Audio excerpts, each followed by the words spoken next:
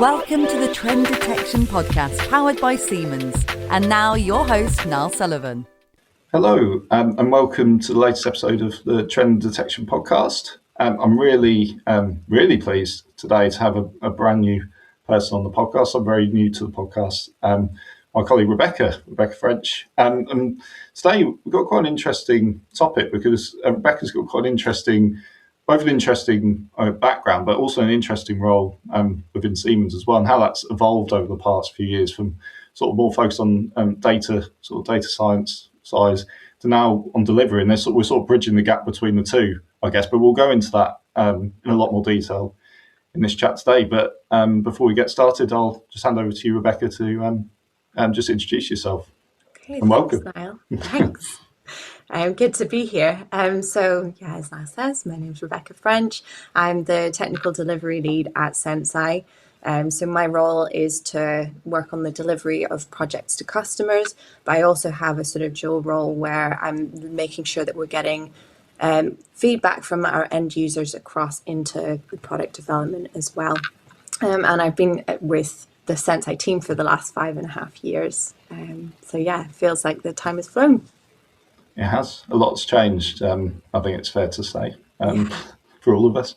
But no, I mean, we'll talk about that as well because it's evolved even further, I guess, since obviously the acquisition. But I guess if we go back to so it's 2019, I've got written down here is when you started at Senseye, as it was at the time. So how has your sort of role evolved in that time? You sort of touched upon it a little bit there, but maybe we could dive into that a little bit more detail to get started. Yeah, sure. So when I joined the Senseye team, I joined actually as part of the research team. So I came from academia where I was a researcher in physics. And so it was a nice transition into the world of industry by joining the research team. So I was there learning about algorithm development and the Senseye analytics and really how they're applied to the data that we're receiving from assets and how we detect different features in that data. After about 6 months, I moved into Senseye's delivery team. So more looking at the customer side, the end users, and making sure that we could bridge the gap between the algorithm development and what our users were looking for, but also being able to communicate the kind of different detections to our end users as well. And over time, that sort of transitioned into more communication with the product team itself, so the wider development of the application too, but always having that focus on delivering projects to our customers. So yeah, it has been quite a change. It has shifted a lot over the last few years, but it's always really fun and really exciting. I guess just to start off, because it is interesting because we've got a few colleagues who've sort of got a very strong sort of academic background, and I've always sort of wondered, how does that background help you in your sort of day-to-day role? What do you draw from that sort of experience into what you're doing now? Yeah, so I think one of the things, you always are curious about things. You always want to problem solve. And so I think that's a core part of the Senseye team. We're always looking for solutions for everything and working in quite a fast-paced environment. So that definitely contributes. What else? Yeah, I think we're all we have quite a self-starting attitude. So if we see that there's a gap as well, we'll always want to sort of fill it and find ways to improve things and make things better. It makes it quite a nice atmosphere, the mix of people that we have, because it's, the research side, but it's also the engineers that are in the team as well. I always find that quite a nice mix. We're not so focused on data, we're also focused on the asset side of things too. I always find that really valuable, hearing from those colleagues who are more on the engineering side too. Yeah, I think in general, actually, as a Senseye team, we're all and work for other companies as well. But it's been we all sort of mix and collaborate quite well. It's not like we're in a lot. I mean, in Siemens it can happen, I guess, as well, but be quite siloed. But I guess just to start us off, between the research and delivery function, how that sort of transposes to when you're working with end customers. I mean, how do you sort of transfer that sort of knowledge and expertise between those different different departments, let's say. Yeah. So I always find that when you have these complex topics that you're trying to get across, it's always important to break it down to the basics and really understand where your audience is coming from. So not to overwhelm anyone with all of the detail, but really get into their position and think about it from their asset point of view. I think you would have a complete communication breakdown if you were just, I don't know, trying to like take the most complex parts of it and just throw it at everyone and just expect them to be able to grasp it. But it's all about how you communicate and how you change the way that, like, the language that you're using to suit the audience.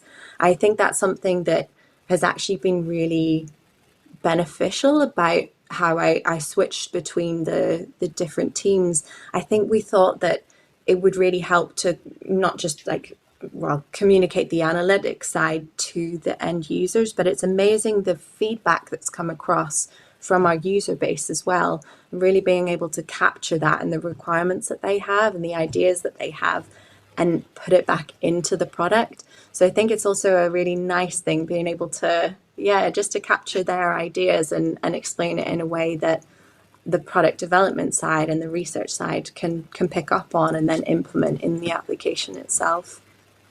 Yeah, and I guess you're quite, I mean, we're going to call it a translation. It's not like we're talking completely different languages, but I can imagine from a sort of a user of the product all the way through to the research team, in some ways we're talking, or they can talk in different languages. So in some ways you're like an interpreter or a translator, not to minimise your role, of course. But it's a bit more than that. About it. No, exactly. I think that's really important, the communication between the different teams and the kind of the different, we've got our users, but we've also got several different teams within Senseye as well that make the Senseye Predictive Maintenance product. And so, it's all about, as you say, being able to translate each team's ideas and their feedback and their opinions to each of the other teams. And if we sort of dive into it, I guess particular a technical area, it's probably not something we talk about too much, because I'm always using this analogy of like if you buy, say, predictive maintenance software, you're not interested in like really most people won't be interested in what's going on underneath. Like you buy a phone and you don't question how it works, you just go, it's great and it does what it does. But so leading on to that, I wanted to ask about like algorithms, if I could actually say the words, which, see, I don't say it very often, so I need to practice. But in your time with Senseye, have you seen what sort of major developments have you seen on that? So maybe start by explaining what that is, because to people who don't know, what is an algorithm, and also how's it sort of developed in time during your time at Senseye? Yeah, so what's the best way to explain this? I guess an algorithm is sort of a piece of code. It's like a set of steps, like a process that you apply. So in the Senseye world, it's maybe something to detect anomalies in some data that's sent across. And so that's one way of looking at an algorithm, and one of the branches that Senseye looks at.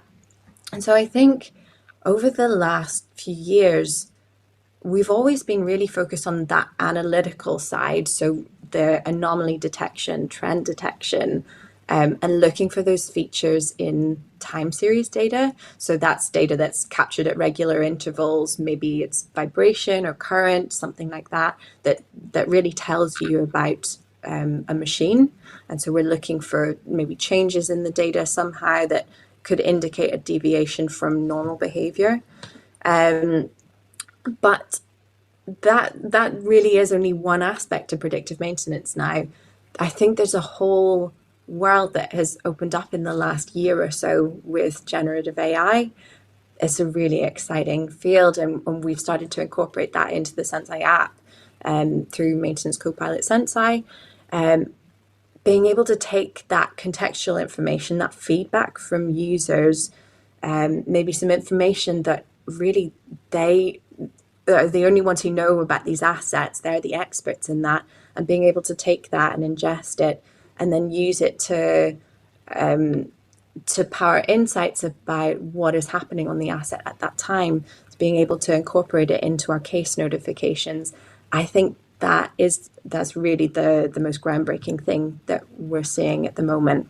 It's a complete game changer. And we're also seeing how it's kind of changing the way people are interacting with even the Senseye app itself, wanting to provide more feedback, more documentation, because they really see the value in it too.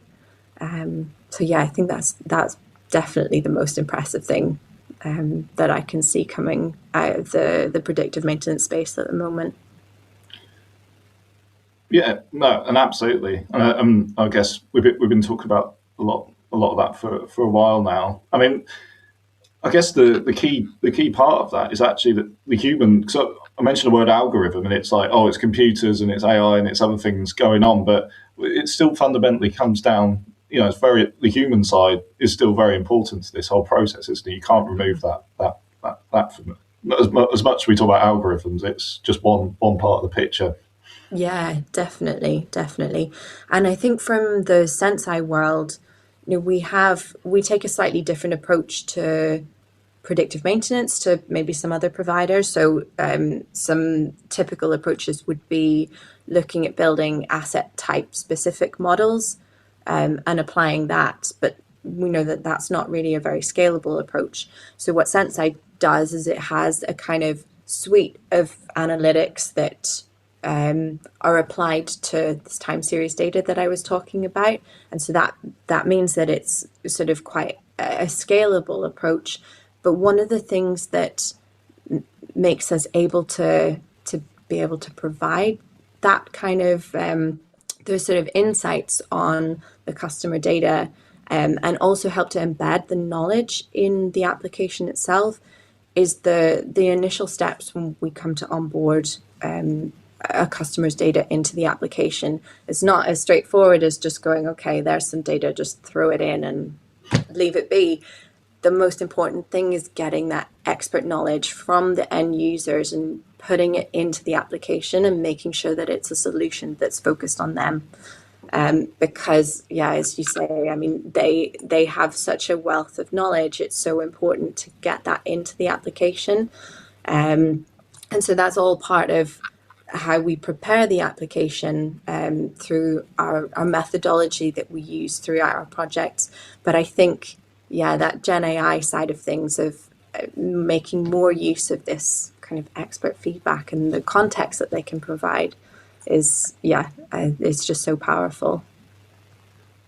Oh, absolutely. And maybe this is a good time to get your sort of perspective on this term of predictive maintenance. So I've been with Senseye, or now Siemens, I can't work it out. We're trying to work out how long you've been. I can't work out 3.5 years, over 3.5 years now. And when I joined, sort of predictive maintenance was still, it was known in the market, but it still wasn't everywhere. Whereas I feel today, where we are now, it's labelled on every product, whether it's predictive maintenance or not.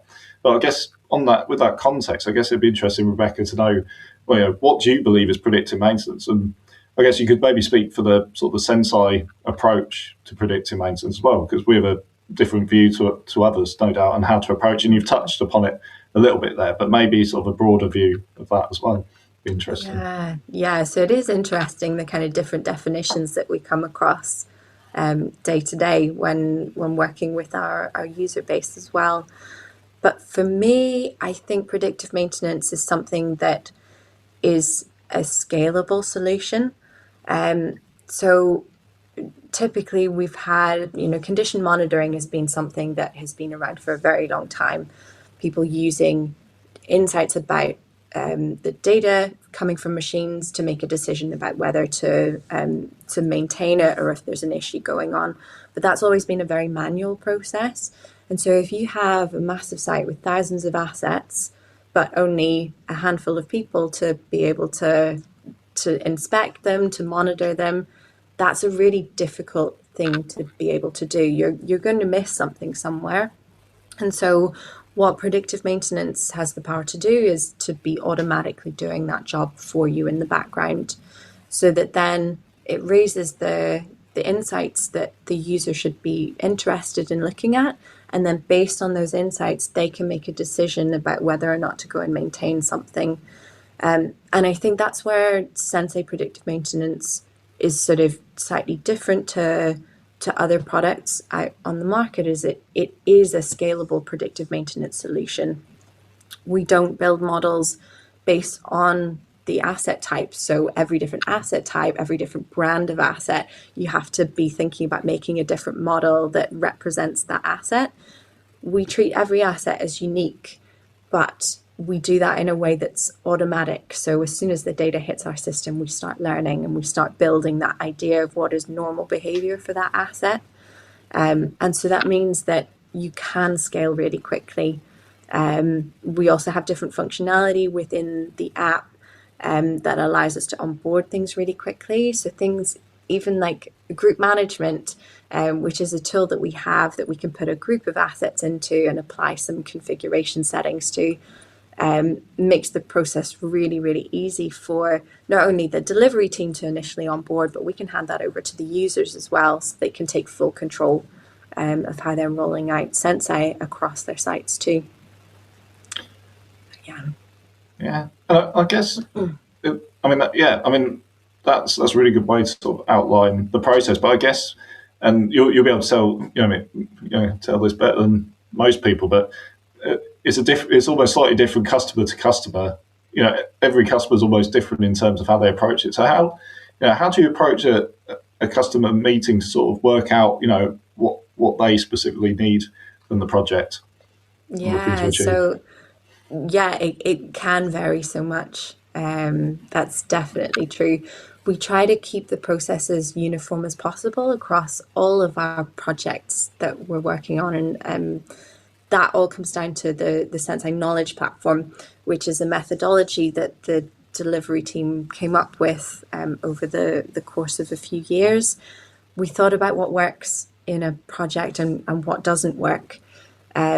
And so now we go through a series of steps that mean that we're capturing all of the relevant information from the end users, from the business, to make sure that we're designing a solution that's going to work for them. And I think that's so important, to be able to make sure that we're really capturing that across the process. And it gets people into good habits as well about storing that information somewhere as well, because that's such a big thing, losing that important information along the way. If you're bringing more people into a project, or maybe new members of your team, you want to make sure that information, someone's caught that out of that person's head, because it's such important feedback and expert knowledge about the system to be able to get. I think one of my favorite things that we use is called an asset passport. And that's something we run a workshop at the start of all of our projects, and it kind of becomes part of the normal process for the end users, where they document all of the information about their assets as well. So everything from the wider machine, what are the components that it's made up from? So does it have a motor, a gearbox? Maybe it's a conveyor system, so it's got a conveyor belt as well. And then thinking about the data that comes from that, and how can you relate the data then to the way that the machine behaves, and maybe condition-related failures as well. So it's all captured within this one document. I think that's definitely one of the most critical parts of those projects too. And of course, the concept behind the knowledge platform as well is the idea it's a sort of a collaborative process as well, right? So it's not just, here you go, Mr. Customer, here's the knowledge platform, you've got everything you need. But maybe in an ideal world that would be the case. But yeah, it's very much a collaboration, I guess you'd say. Yeah, definitely. So we are always there to guide the customer through the whole process. But it works the other way as well. We always need buy-in from the people who are going to be using the solution at the end of the day. There is no way that we could, on our own, just implement the solution and expect it to be the ideal thing for whoever is going to be using it.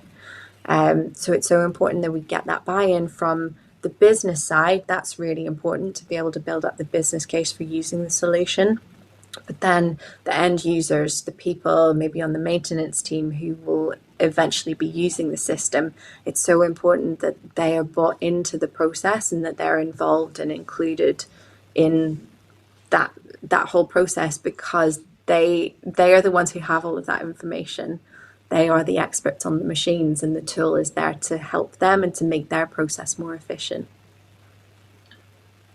And of course, I guess what I'm thinking of as well, I want to do a sort of direct comparison, because we've talked about data and we've talked about people. Is one more important than the other, or is both equally important in your eyes? I think both are equally important. I know it sort of sounds strange because you think of the Senseye platform and it's got data coming in and those sort of insights that you see from it and the cases that are raised based on that. So the data is a very important thing, but the people who, especially those that are going to be using it and going to be supporting a new solution being embedded within their daily workflow, they are so critical to the success of a project. I don't think you can have one without the other. You really do need both of them to have a successful project.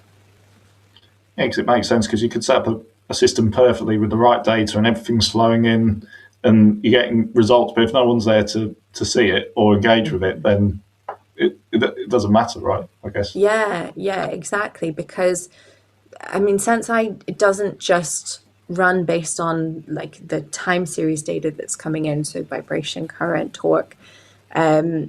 It really relies on the feedback coming from the users and following that whole workflow and closing off cases that they've maybe completed, or providing feedback that it's not quite what they want to see, or even feedback that, you know, they've completed a work event and this is what they did to the machine, this is what they found. All of that information gets fed back in to improve their experience as well.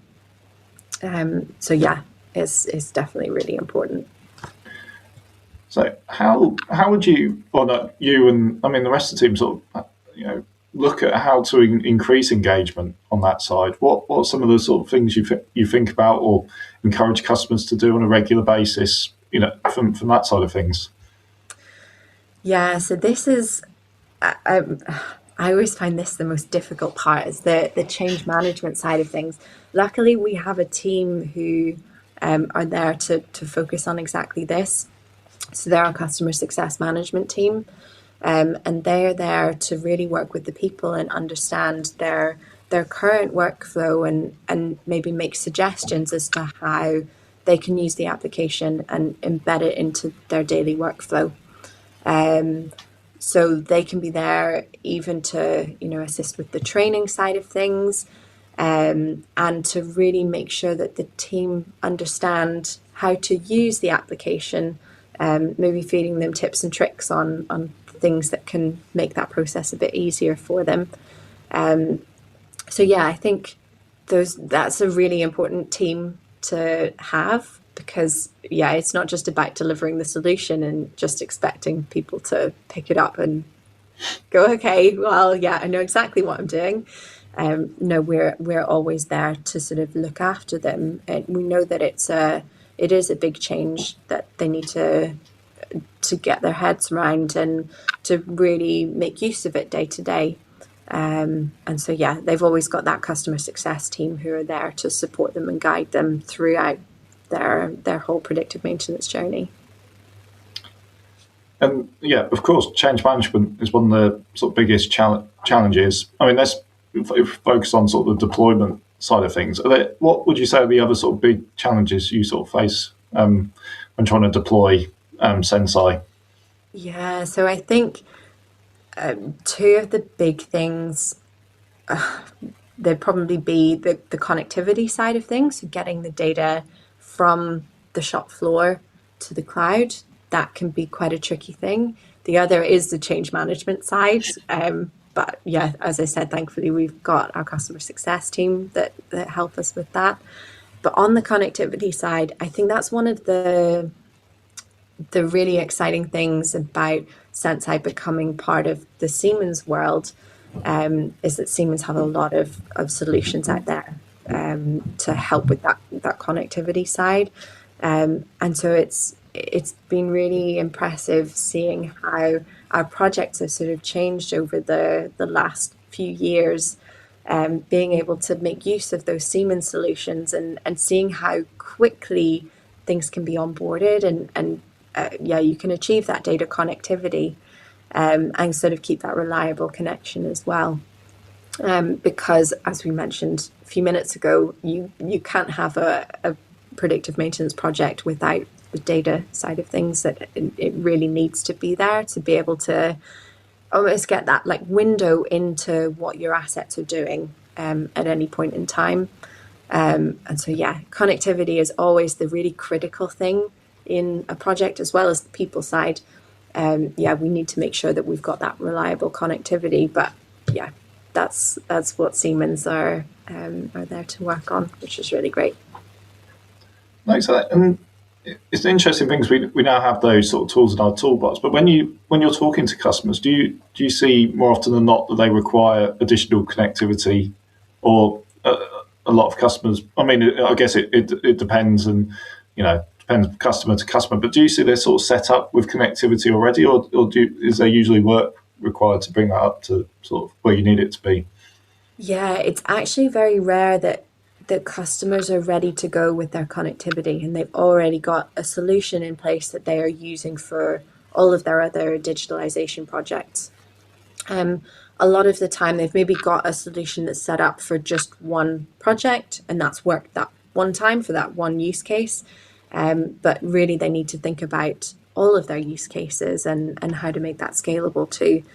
And so I think that's one thing that Siemens really helps with. But I also think it's starting to be an expectation that you don't just buy your predictive maintenance software. Customers want to see the full end-to-end solution. So everything from the sensors, the connectivity, and then their solution as well that they're aiming for. So with us, that would be Senseye Predictive Maintenance. And so I think it's really important that we think kind of the wider project, the wider solution now, and are able to provide that full package for everyone. I mean, as well, if we go even broader than sort of a predictive maintenance project as well, because again, predictive maintenance could be a small part of a much bigger project with lots of other things. So I think we have to sort of zoom out even further in some respects as well. Yeah, definitely. And not just thinking about something that suits that particular project, but thinking about into the future, what else do you want to bring into to your ecosystem? What else do you want to be connecting to? It's definitely all about having something that is like a scalable architecture that you can take advantage of whenever you've got any different project that's coming through. And you mentioned, I mean, it's one of my favourite words in marketing, scale. Mm-hmm. I think I mention it everywhere. But, again, focusing on the sort of challenges of getting to that point of scalability. So how do we help customers get to the point of being able to scale, much further across their assets and plants? Yeah, I think that's a really tricky one. I think from the Senseye point of view, it's making sure that we've got an application that is really easy to onboard more assets into and collaborate with other sites, other teams in countries across the globe, being able to share that information among the different sites for that customer.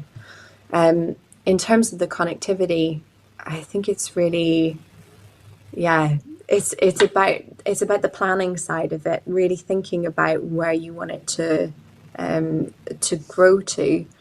And thankfully we've got so much knowledge within Siemens that we can help with that we can reach out to those other teams now to really pull in that information and to help design a solution for the customer that will be scalable and will help them when they're not just thinking about one site, but thinking about multiple sites across the globe. And that's what I was thinking, actually. So it's not just, planning something and then getting to the point of scaling, then going, let's plan for scale. It's from the very beginnings of the project. So you're mapping out the future of where this could go if success is achieved, which obviously hopefully it is. Yeah, sometimes it's hard though. Until you've been through the process, it's kind of difficult to look back and go, okay, well, yeah, we didn't think at the time that this would grow into such a huge project. But yeah, I think we're really starting to think about that scale side. I think it always used to be let's work on this kind of collaborative project and just focus on this one thing. But yeah, I think it is really important to think about that scale from an earlier stage now. Actually, that's a good question, because because we've got the knowledge platform. There's a lot of planning in place and who's doing what, and data and everything else. But is there anything that maybe you could share an example of something which has surprised you? You do all this planning and then the project just goes in a completely different direction. I know that could be a bad thing, but maybe there's the positives that where you go, oh, actually that happened, or I didn't expect that to happen. Yeah. Just trying to think. Maybe there are examples where we, with the project that we're working in, there's been a decision made not to follow that methodology as strictly as normally we would like to, and then realizing when you get to a certain point, okay, that's really the reason why we keep to this methodology, and we really follow it, and it's so important to take into consideration all of these different elements. So that's kind of more of a negative look at it. Just thinking about other things, the kind of more interesting impacts that maybe we hadn't thought about before, that kind of have really like a positive take on not always knowing where the project's going to go. And I think one of those examples is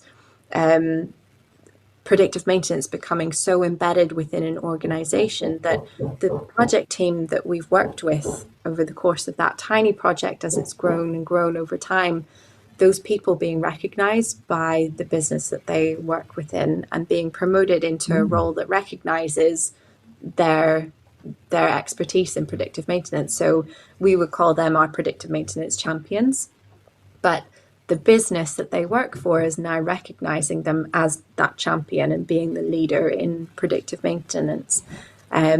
So yeah, slightly different look at the question you asked, but I find that fascinating that it becomes so embedded in the business's culture, that they're creating roles for these people who've been so key and so fundamental in the projects that we're working in. I think that's it. I did definitely throw you, put you on the spot there, I have to say. But I think you did very well to do that. But I guess a couple of comments. So, what can be perceived as negative? One thing we try to be on this podcast, especially when I do podcasts with our colleague Nat, is just to be a bit more honest about it. Some things don't work sometimes. Nothing's perfect. Sometimes projects go really well. Sometimes there's challenges, but so we try and be a bit honest with that. So that's fine, absolutely fine to mention that. But on the other side, the positive slant, I guess, is, and that's really interesting, because you wouldn't necessarily write that down as this is what we want to achieve at the end, is someone to get promoted to this role. And but it's all part of the success. If we're successful, if the customer's successful, then individuals within that will also be successful. But it's an interesting, because it's equally something to shout about, because it becomes so embedded and so important to an organisation that an individual's recognised. I think that's really quite powerful. Yeah, definitely. Because on the face of it, you could say Senseye's just a piece of software, right? It's just a tool that people use. But actually, predictive maintenance is a change in a way of working. It's a complete change in mindset. And that's maybe something that isn't so clear to everyone involved in a predictive maintenance project right at the start. But then it is just really, it's a really lovely thing seeing how it kind of, you do see that cultural shift and that change. And all of the projects that we've worked on that have been very successful have really taken on board that, that shift in mindset, that kind of predictive maintenance way of life, and almost restructured their organization around it, or at least part of their organization around it. So yeah, it's fascinating as well. And actually, to that note, because everything you described there just makes me think of one customer in particular, which we can name because we've got lots of external references to them, but BlueScope Steel, who are, basically what you described there is become so embedded in the organisation. I mean, there's even like Senseye academies and things like that going on. I mean, it's incredible, that story, isn't it? Just to touch on that. Yeah, it really is amazing, and I wish that everyone would look at the BlueScope Steel story, and understand the changes that they've implemented and the successes that they've had, because they really have embraced predictive maintenance. And yeah, it's just such a lovely story to be able to share. But I think, it's really changed their way of doing maintenance as well. They've kind of just completely thought about how to fully bring it into their workflow. So I love hearing stories about them. I unfortunately haven't had the opportunity to work very closely with them, but all of my colleagues, Natalie, who I think's been on the podcast as well, has loads of amazing stories to share about them. No, exactly, and that's the thing. It's sort of it's a global story as well, because the original deployment. I say the original deployment because there's many others in currently. I can't remember how many sites, but globally, it's really a global effort from the Senseye team as well, due to logistics. So colleagues in America, colleagues in the UK, colleagues in everywhere contributing to it as well. So that makes it even more sort of special. But one thing I'd recommend to people is I don't know when this podcast will be released, and I'll put a link to it in the chat, but we've done a podcast recently with a guy there called Chris Swanson, and he actually he does talk about the broader project. We're focusing a lot on a particular success case they had and the use of the maintenance co-pilot, but he gives a really sort of fascinating insight on how, and particularly, and I'm going to ask you about it in a second, but I think the co-pilot's actually taking this further. I think that's what I was getting from Chris, is actually this co-pilot's taking it a step further in terms of what they can do with the platform, and further embed it if it's possible into their sort of culture. Yeah, and just seeing how keen everyone is to get different types of knowledge into the system, really make sure that they're capturing everything in the level of detail that they'll now add into the system to be able to get the benefit.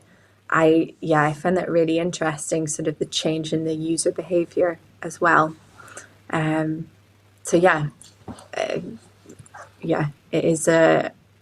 is a game changer. I think I said that before, but no, it's definitely one of the most exciting features that I've seen recently. Yeah, and the perfect example of the change management side you described earlier, and it's sort of like what you put in is what you get out as well in that respect. So they've been very much, we've been supporting, but they've been very much driving it as well, which has been very key. But so just, I guess, as we're sort of drawing to a close, I wanted to touch again. I know you mentioned it before, Gen AI and sort of a game changer again. I think it's a nice way to sort of tie this off in terms of where you see, as you've been, within the game, let's say for 5 years, we're saying that with 5 years, you've been around seeing the evolution of the product. So where do you think this sort of Gen AI and Copilot stuff will sort of take us next in terms of predictive maintenance? Yeah, so I think that would be a really interesting one to see. I think predictive maintenance has traditionally been, I say traditionally, it feels like it hasn't really been around for that long, but it's been mainly focused on the analytics side of things, using that time series data that we talked about to be able to get those insights from. But now shifting to things like using language to be able to provide those insights as well. I think it's not just going to revolve around, I don't know, giving more of that prescriptive maintenance insight into things. I think it's actually going to help us to characterize the different features that we're seeing in data, and really be able to explain what is happening in that data. That's always been such a difficult thing. When it comes to predictive maintenance, you need someone in the loop who's looking at the cases that Senseye generates, and really being able to understand and interpret the data and how that relates to the asset. But with Gen AI, you can almost take that knowledge that those people have about the data and embed it in as contextual information. And then when there's some sort of detection and a case needs to be triaged about whether it's important enough to go and investigate and where should they look, what's caused it, this is all something that we're starting to be able to give them a summary, like a real insight into what is actually happening in that case, what's happening on their asset, so that they can make the best decisions about their maintenance. So I think I see a lot of development on that side. I'm really excited to see where it goes. Oh, absolutely. I think it's I compare to someone like me. If I logged into the app before, I'd probably look at some graphs and be like, "Oh, that's interesting." But it could actually and what I thought was also quite interesting as well. It's not just the interactive sort of chatbot part of it, but even the summaries of cases where you can just look and instantly see in a natural language, this is what is in front of you. You summarise there. If someone like me, if I was to log into the app, I'd find that really useful. Yeah, and also being able to link back to older cases, maybe on similar asset types, or look at work events, what someone's done previously to fix a problem. Before it would be a very manual process of maybe going through your CMMS or looking through the Senseye system itself to see what someone had done previously. But now that's almost an automatic thing. It can just draw on that knowledge that someone's put in maybe 2 years previously and show it to you now when it's relevant. So it's also making the process more efficient as well. No, exactly. And I think what's exciting for us as well, and to your point earlier, it's all about talking to our customers. I know the product team, when we feed this back to the product team, and stuff definitely gets improved based on customer feedback. So it'd be the same for this Copilot. How they use it will sort of define where it goes next, I guess, which is always a sort of a nice thing. Yeah. And also seeing how the end users are interacting and the feedback they have. Like you mentioned Chris Watson, I think it's really, really valuable hearing how he's using the application, how all of our end users are using these features. It definitely always goes into that continuous development of the product, making sure we're designing a solution that's for our end users and not just because it's novel or because it's fancy. It's always making sure that it has an impact on our users.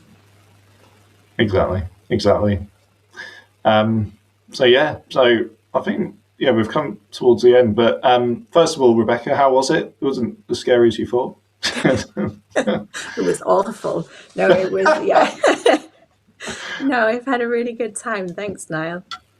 No, exactly. Time flies when you're having fun. We're already at 45 minutes. I mean, that's pretty good going for a first timer. But hopefully, you'll want to come back in the future because it's been really interesting chatting about that. I'm sure the audience felt the same. But no, thank you for your time, and thank you everyone for listening. And see you on the next episode. Thank you. Thanks.